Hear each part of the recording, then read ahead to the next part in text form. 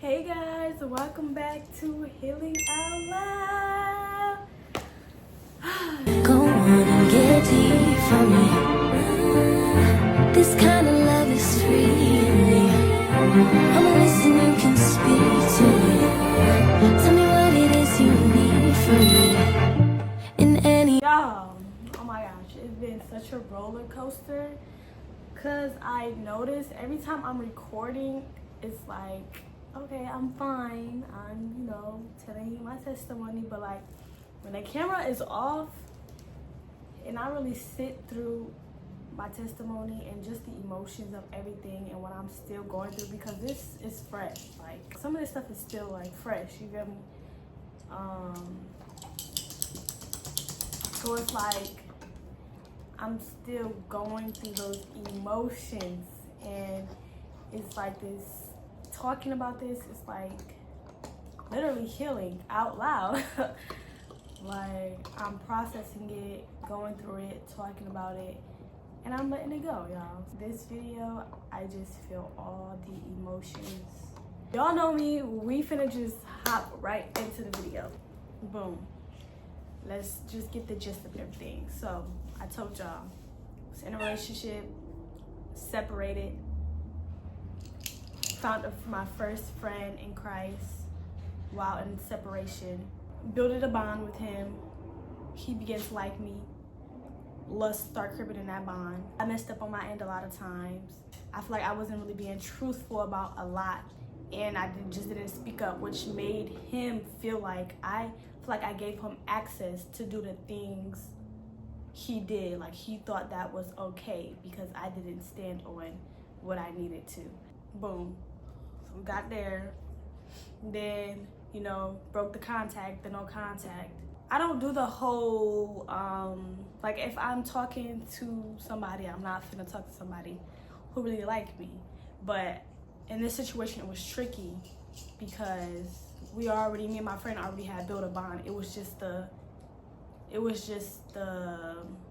wickedness that had creeped into the bond so silently.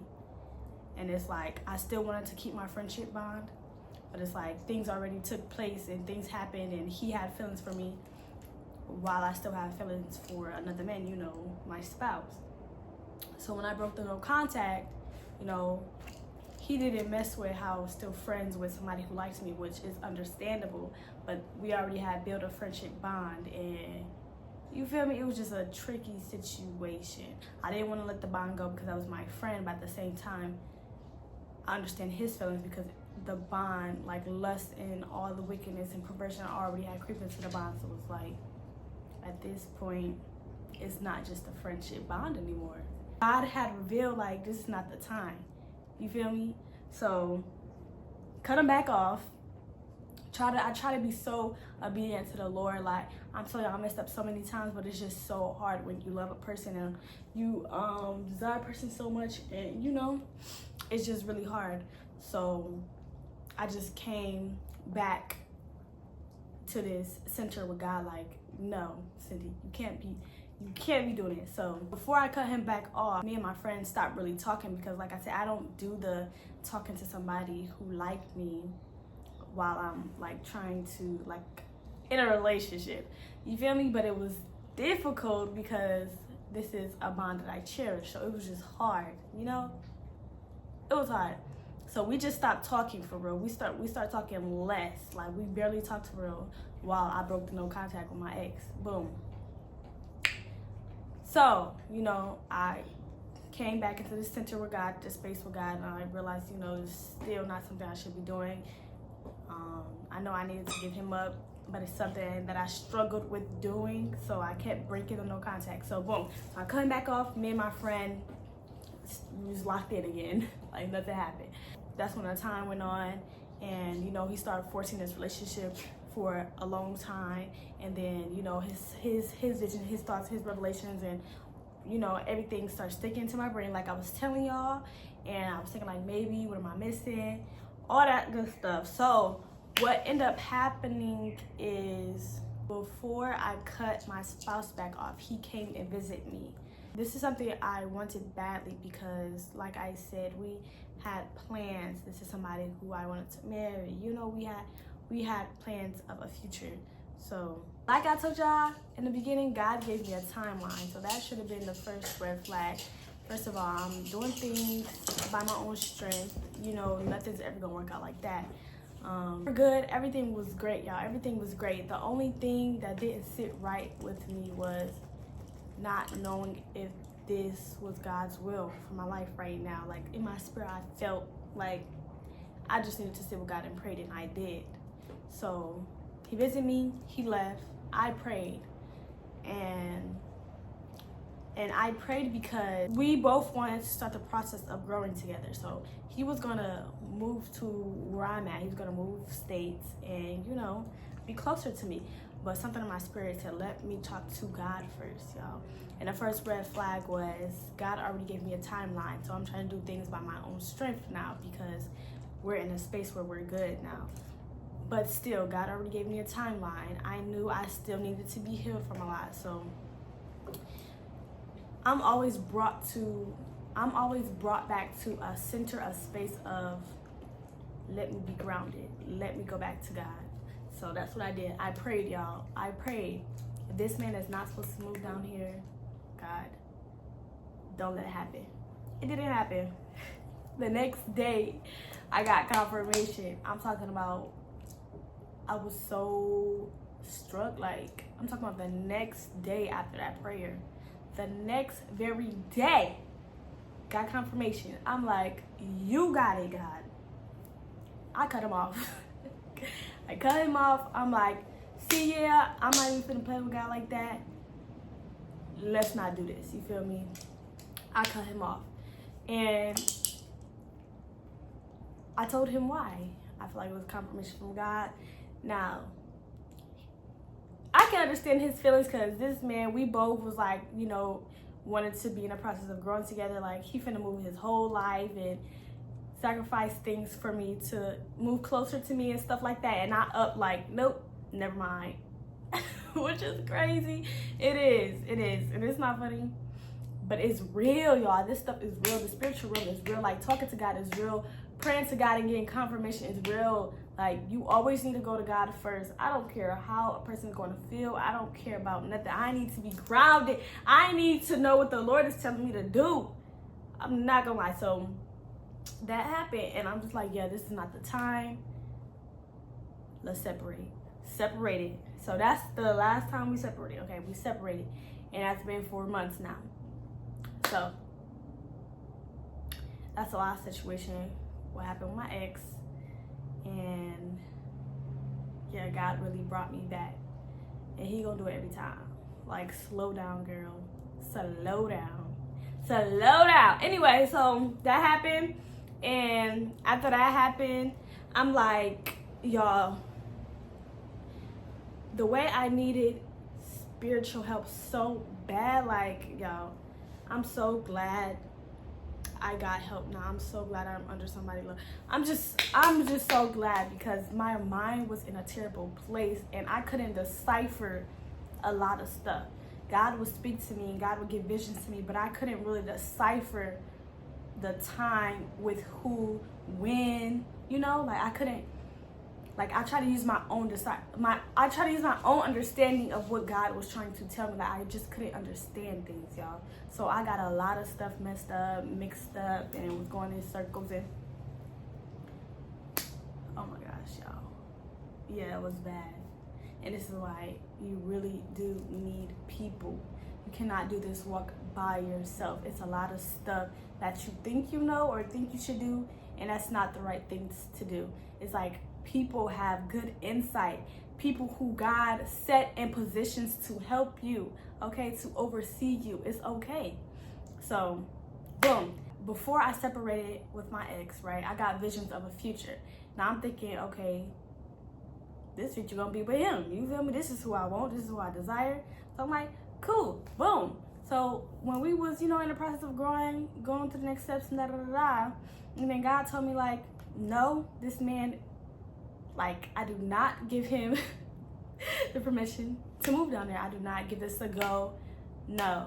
I'm thinking like, oh my God, so maybe he is not the person I'm supposed to be, you know? I was going back and forth with like, God, like who? But I feel like if I was in a place of surrenderance and really wholeheartedly just following God and not trying to think of a man and who and what man, I would never be in this like predicament. If I didn't use my heart's desires and attach that to what God had told me, I wouldn't have a face. I wouldn't think it was him. I would just have the provision and walk in that, continue my healing, not thinking about a man, just what God told me, but continuing that healing until it brought forth, until, you know, if y'all get what I'm saying. So, yeah. But then when God was like, nope, I'm like, okay, so if he not it, who? And you know, my friend who already planted so many thoughts into my mind, you feel me? I'm thinking, okay, if it's not him, it must be my friend. Even though I don't look at him like that, even though I just really don't desire him in that way, I don't love him in that way, it must be him, because what other man is in my life? See, that's how I thought. Instead of like, instead of just taking the vision and continuing my healing, not thinking or having a pinpointing a man. You know what I'm saying? Because I didn't need to date nobody. Let's fast forward to my friend. When I separated from my ex again, I contacted my friend. I feel like that was something I was not supposed to do. I did miss my friend, and I feel like feelings, emotions really get in the way of a lot of wisdom. Like, it really gets in the way of a lot of wisdom. Instead of taking steps, emotionally led, feelings led, you use wisdom. And I feel like I contacted him when I shouldn't have, and that started a lot. I basically told him, like, I don't think my purpose is to be with my ex. I think I'm supposed to be here. And I said a lot of things prematurely because, like I said, after I cut my ex off, I'm automatically thinking like, okay, God, if you don't want me to be there, then I must be here, because this is what he was telling me. Because we have the same visions, because, you know, it's a good bond here, so maybe he was right. See, I was jumping too quickly from one situation to another. Was not fully healed. Mine was all scattered. So telling him this, and he felt like it was confirmations. He, even though he was hurt because I constantly was not choosing him, I constantly kept going back to my ex. I feel like the way I treated the bond was because how our roots started to turn wicked. And I feel like I could not care for it in the way he wanted me to.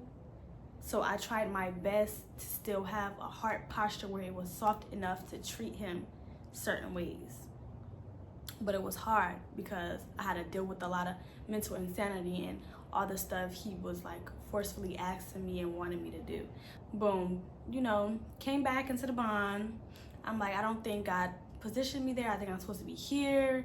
And I'm telling him the visions God gave me, and I'm like, you know, it was supposed to be you. And I'm saying this because in my mind at the moment, it made sense. A lot of stuff just came natural, so it made sense. But a lot of stuff did not make sense. It made sense, but the underlying issues, like if you really break down our bond and how it came to be, it did not make sense. Nothing made sense. Like, it was just so misguided. Y'all, our bond was so misguided. So I'm telling him this. He's feeding into it. I'm really thinking I'm having a breakthrough.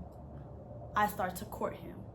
I'm thinking this is something I'm really supposed to do. I'm like, okay, maybe I was tripping. Maybe it's something I can't see. Let me just try. I'm like, okay, let me just try. So we start to court. A lot of things was hard for me to do. I was not attracted to him physically. So it was hard to warm up to him in certain ways. But when it came to sexual things and the teasing and all that, it was easy. But when it came to really connecting to him in deeper ways, it was hard, because inside I really did not desire or see him in those ways. And this is like another red flag that I was just so oblivious of. And I wasn't, but I was, because he would make it seem like you just need to try.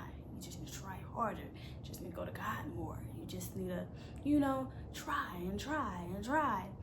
But it was like, it was not working because it wasn't supposed to. I was not supposed to be dating somebody else when I'm literally not fully even healed from the next, when my mind is still shattered, okay? Shattered.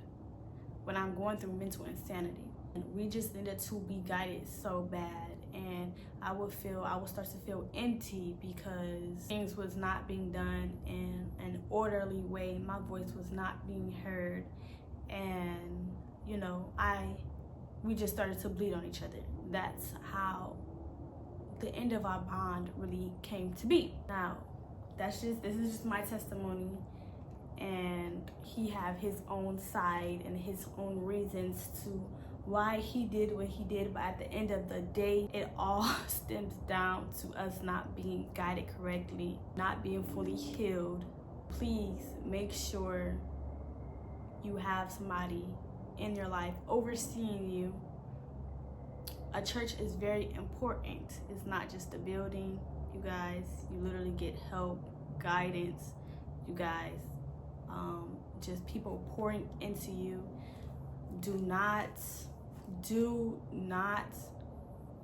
take your healing so lightly like I did. Do not just move on from things. Do not just try to handle it later.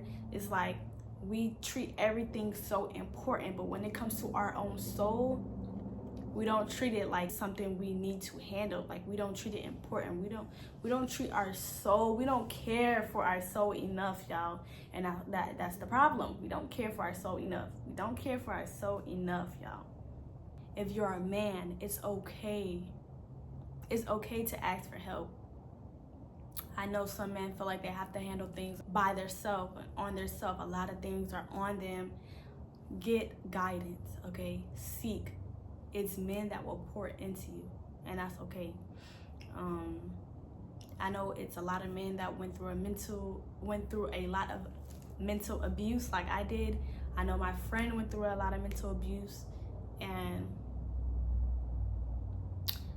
I just want to say I'm sorry that you went through that. I'm sorry that my friend had to go through that. God is a good God. God will wash you clean. God will heal you. God will put people in your life to pour into you. God will not remember the wrongs, but God will build you up. The things that we go through is a testimony to help other people, a testimony for God, for him to bring us out of something, y'all. God is faithful. God is good, okay? Your story is not over.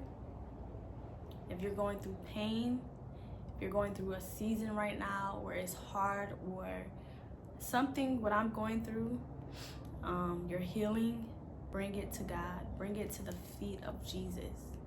Sit with it. Dissect it. Process it. Talk about it and move through it, okay? Be in a community, because when you're not in community, the devil comes like a prying lion. Yeah, that's all I'm gonna talk about on this episode. I know I didn't get to where I'm at now, what I'm processing now, and how I'm feeling now. And yeah, but I hope this episode helps you, and I love you guys so much, and I thank y'all for your patience with me. I thank y'all for watching me. And yeah, the next season will be about the now, really. We're getting to the end of it. Oh my God, this is so crazy. We're really getting to the end of this Healing Out Loud series, and it's so crazy. It's so crazy. I don't know how many I have left. Maybe 3 more episodes. Is it 3? I don't know. Don't quote me. But this is all for this episode. I hope you guys enjoyed it. Love you guys. I will see you guys later.